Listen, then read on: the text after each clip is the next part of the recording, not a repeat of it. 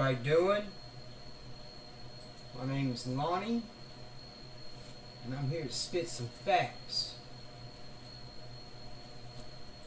This is going to be a new podcast.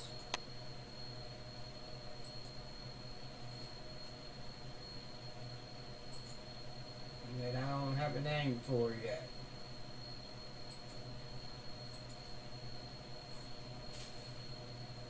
This will be a political podcast. Why am I showing you on my bank account?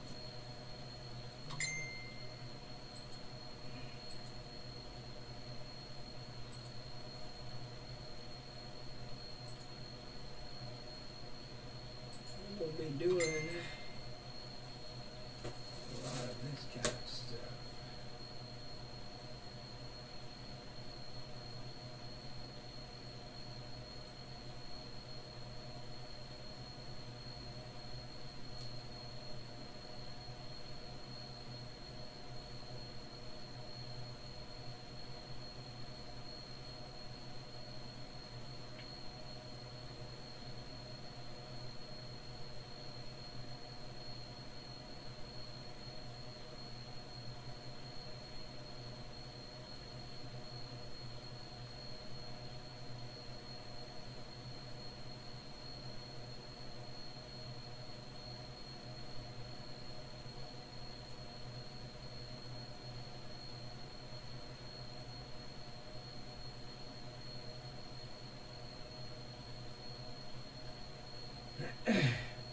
I told you, I know what they're doing. They're yard selling.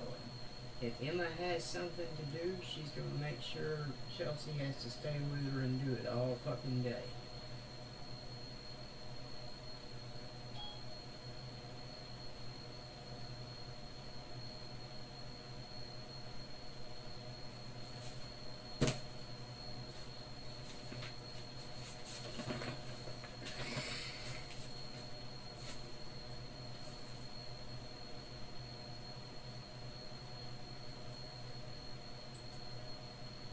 Talk to these fuckers. Huh?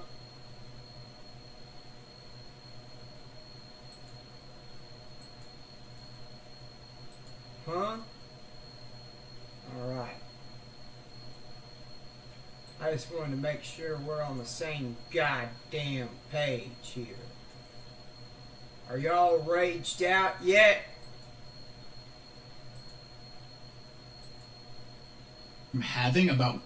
We're just gonna watch some The shit. board found new ground to assimilate. What the Israeli strategic goals are and how they are vastly different than our own. That's kind of created the amount of influence that they have, which to me, if I had to choose between having a couple really well-placed spies that were giving me clandestine information or having a vast influence network, I'll take the vast influence network any day. And the Israelis have done a very, very effective job of spreading that throughout our government.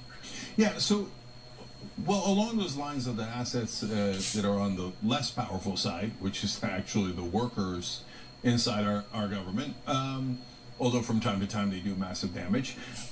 So, along those lines, in your experience, let's say that Pollard and Maxwell are, in the past, oh my God, the Israelis would never spy on anyone again. Has that been your experience, that when you were in intelligence, everybody was like, oh, the Israelis have never been dishonest with us? Where they're always just so giving and have been so honest every time we've interacted with them. Is that the experience of intelligence in America? No, this is where their influence network is very effective at bypassing the intelligence community, because a lot of guys you get that have ground level experience of working with the Israelis, they'll basically say what I say behind closed doors. They'll be like, hey man, the Israelis are pretty good at what they do, but they're always running game on us, and they have an objective. They use us as force multipliers.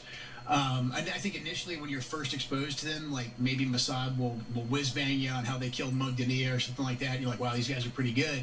But most experienced folks, and I had a mentor of mine years ago when I didn't know as much about the world, say to me, you got to watch these guys. They're always running game. They always have an agenda. They sound great, and so you're going to put your guard down, but you got to have your guard up around them. And I think that's fairly well known by most professionals in the intelligence community, especially if you work a lot in the Middle East.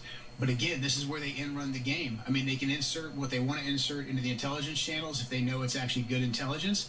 But then when they come to drive their agenda, they do it through their influence agents. They do it through their direct access by having basically both sides of the aisle on speed dial, and both sides of the aisle have their guy or their person they're used to working with. And that's how they can short circuit the low-level skeptics that might be in the actual intelligence community itself. So, in your experience, do other governments just view us, if they're allies, as like buddies and friends, or are they looking to get something for their own government from our government? So, I ask that because our very, very gullible press, if they are in fact gullible, if that's really why they don't get anything apparently, say that, oh no, they're our friends and allies and buddies. We should just trust them. Or do you think that Israel is basically treating us as suckers? Why would we fight Iran when we can get America to fight Iran? And as you pointed out earlier, Israel doesn't have enough ground troops to fight Iran, so of course you get the suckers in America to fight it for you. We spent $8 trillion on what they called the global war on terror, but I checked the map. It wasn't global at all. It was only against Israel's neighbors. And if you can get us to spend the $8 trillion, if you can get us to give you $330 billion, is that really a friend, or do they just think we're a piggy bank and a bit of a sucker for giving them all these things? It's hard to argue with the logic, honestly. I mean, I wish I could tell you it was different, but I mean, the Israelis run effective game on us.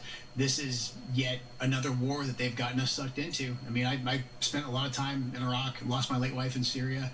The Israelis have been very effective at dragging us into these wars that benefit them, that benefit their interests. And this is just yet another chapter. So at some point, I think we need to have that honest discussion with ourselves and say, like, what do we actually get out of this relationship, and are we being played here? And I think the more you look at it objectively and non-emotionally, and separate how we may feel, about the place of Israel and the concept of Israel, etc., I think any sober analysis will say that the Israeli... That is correct, Joe Kent. You tell these motherfuckers. What, y'all don't like what I got to say? Kiss my fucking white ass. This'll be the first podcast of Kiss My Ass, America. Or Kiss My Ass, New World Order. Eat a dick and die slow. Everybody have a good one.